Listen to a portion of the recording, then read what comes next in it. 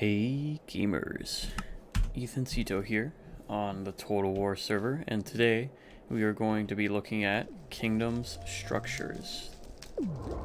So there are 6 structures that you can buy from your Nexus. The first one is the siege cannon, second one is the power cell, third one is the extractor, fourth one is the outpost, fifth one is the warp pad, and number 6 is the regulator. So structures, the Nexus also counts as a structure, by the way, but you can only have one of those. Structures, you can only have one structure per chunk. So these lines mark the chunk borders. So as you can see, I have an extractor over here, I have an extractor over here. If I try to place something like a power cell or a siege cannon or another extractor, I can't put it because it's only, the limit is 1 of anything per chunk. But if I come over here, I don't think, oh no, this is the outpost. There's a warp pad over here. If I come over here, I don't think there's anything in this chunk. See, I can put down an extractor.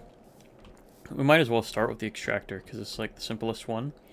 You just set it down somewhere in your land, and over time it will collect resource points for you.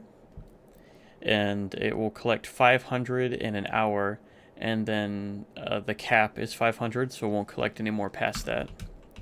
So if you want maximum efficiency, you'll want to collect from your extractors once an hour. You can click the collect button to grab the points, or you can do something that's way easier, which is /K extractor, and that'll give you all of the resource points from all of the extractors in your kingdom. Okay, next thing we'll do is the outpost. The outpost is basically just a shop, and I believe you can warp to it from the warp pad, but we'll get into that later. It's just a shop. You can buy stuff for resource points. You can get XP, wool, iron, you know, anything that you see here. That's it. And you can also open your Nexus from the outpost. Sorry, that's an important thing, and that lets you get upgrades and stuff. Let's increase the chest size because I'm running out of space in there. So you can use your Nexus from an outpost.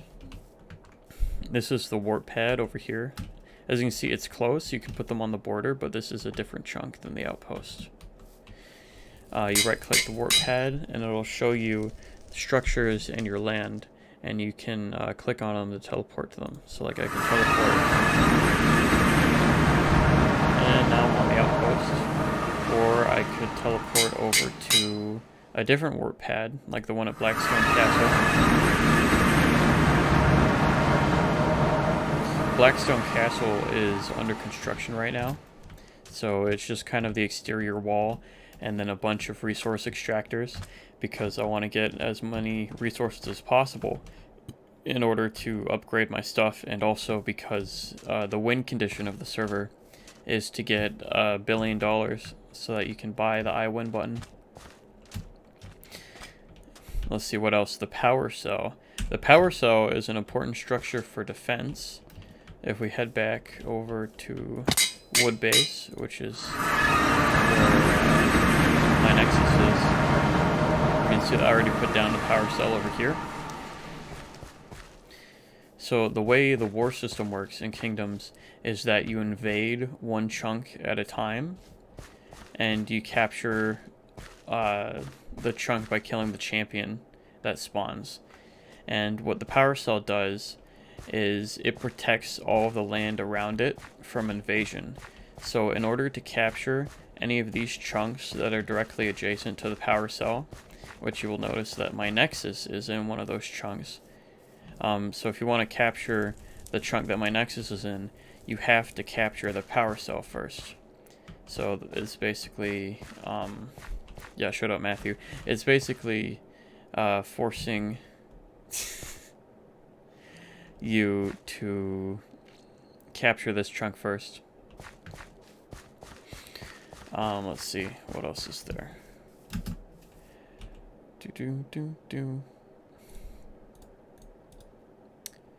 The regulator, we already looked at the warp pad, we already looked at the outpost, power cell, siege cannon.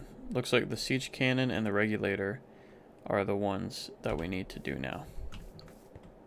So the siege cannon is an offensive weapon. Actually, I need to buy some fire charges for this one. We can buy this.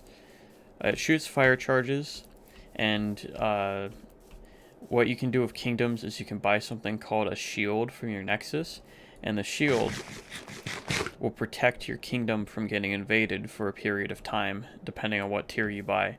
But if you want to invade someone who has a shield, you can put down what's called a siege cannon, and it allows you to fire. Oh, it's that.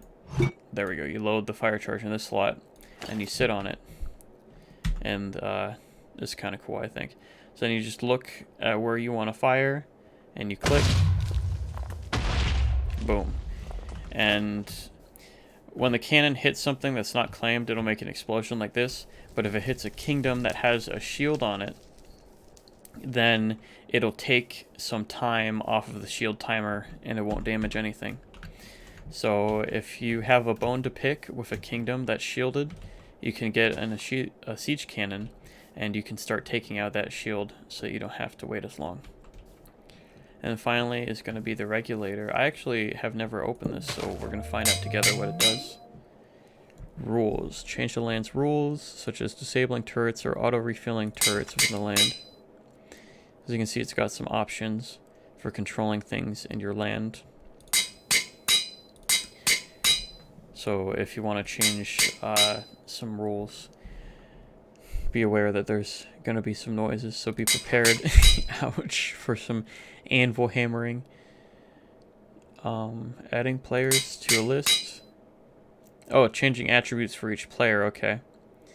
Oh, so this basically, you can whitelist people who aren't in your kingdom so they can come by without getting shot at by your turrets and stuff. Interactions, who can interact, break. Okay, so it looks like this is mostly for handling relations between people that aren't in your kingdom, or just toggling your kingdom settings around. So yeah, that is the structures for kingdoms. I'll be making more videos like this one, explaining different parts of the server. I probably need to do a turret video later. So yeah, come play on the server, have some fun, kill some people, make some cookies, hang out at Reaper's hut if he lets you, and see you later.